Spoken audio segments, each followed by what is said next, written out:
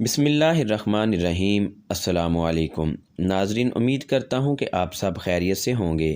پیارے دوستو، آج ہم بات کریں گے ایک بہت ہی بزرگ حضرت ابو مواہب شاذلی رحمۃ اللہ کے بارے میں۔ حضرت ابو المواہب شاذلی قدس سرہ فرماتے ہیں، ایک دن میں نے درود پاک جلدی جلدی پڑھنا شروع کر دیا تاکہ میرا ورد جو کہ 1000 بار روزانہ کا تھا جلدی پورا ہو جائے۔ تو شاہ کونین صلی اللہ علیہ وسلم نے فرمایا کہ اے شاذلی، تمہیں معلوم نہیں کہ جلد بازی شیطان کی طرف سے ہے؟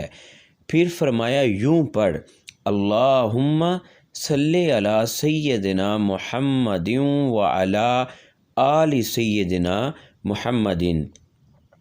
آہستہ آہستہ اور ترتیب کے ساتھ پڑھ۔ ہاں، اگر وقت تھوڑا ہو تو پھر جلدی جلدی پڑھنے میں کوئی حرج نہیں ہے۔ نیز فرمایا کہ یہ جو میں نے تجھے کہا ہے کہ جلدی جلدی نہ پڑھو، یہ افضلیت کے طور پر ہے، ورنہ جیسے بھی درود پاک پڑھو وہ درود ہی ہے۔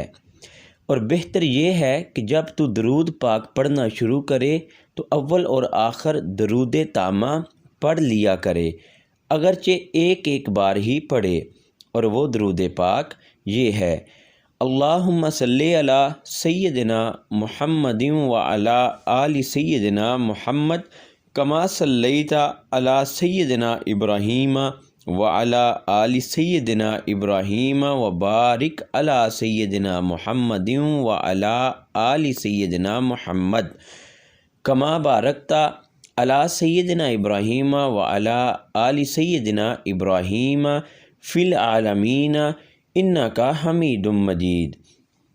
السلام علیکہ ایھا النبی ورحمۃ اللہ وبرکاتہ۔